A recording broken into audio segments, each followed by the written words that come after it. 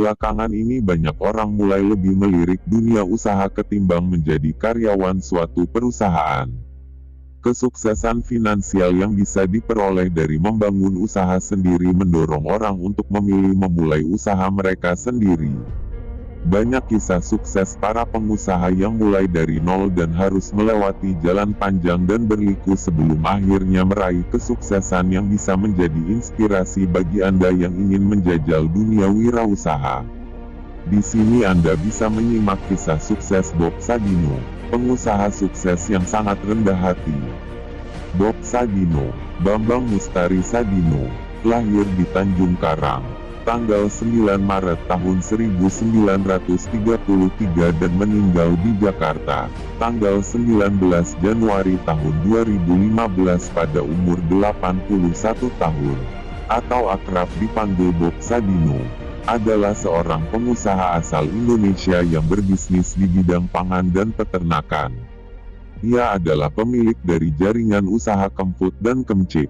Dalam banyak kesempatan, ia sering terlihat santai dengan mengenakan kemeja lengan pendek dan celana pendek yang menjadi ciri khasnya sehari-hari. Bambang Mustari Sadino ini termasuk salah satu pengusaha sukses yang sempat mengalami jatuh bangun sebelum akhirnya menorehkan kesuksesan besar. Setelah sekitar 9 tahun menjadi pegawai, Bob memutuskan untuk berhenti dan banting setir menjadi pengusaha. Usaha pertama yang dirintisnya adalah bisnis penyewaan mobil, dengan hanya bermodalkan satu mobil Mercedes dan ia supiri sendiri. Namun karena musibah kecelakaan yang menimpanya saat mengemudikan mobil yang disewakannya itu, bisnis itu pun berhenti di tengah jalan. Tidak putus semangat, ia kemudian beralih profesi sebagai buruh bangunan yang dibayar dengan upah harian.